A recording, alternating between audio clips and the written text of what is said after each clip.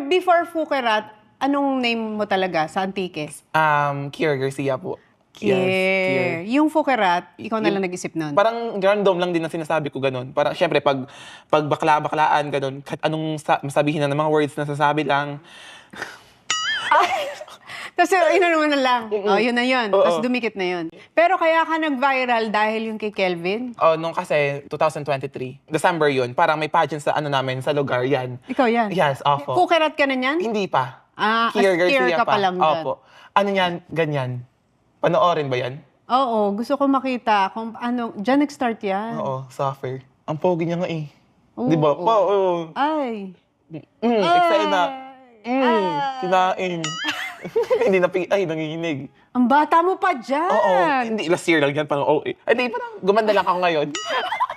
Parang ang totoy mo dyan. Pero nung time kasi na yun, nung sa event, tinalon ko yun yung 7 feet na ano, na stage, tinalon ko yun para kay Kelvin Miranda. Tinalo mo. Tinalon ko, syempre para eksena. Pero yung babae sana yung pupunta doon, ganun yung babae kasi eksenadora siya. Tapos ay ako hindi mo patalo. Pak, tumalon ang bakla, dumayo.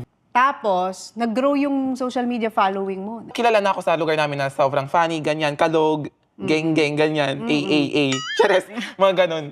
Tapos, nakilala na nga ako sa Dyan, dyan, dyan. dahil dyan. Oo. Tapos yun, wala naman akong idea. Tapos sabi ko, what if bigla na lang, mag-vlog kaya ako? Kasi ang dami kasi napapop up sa messenger. Pag open ko, ting ang dami talaga, suffer.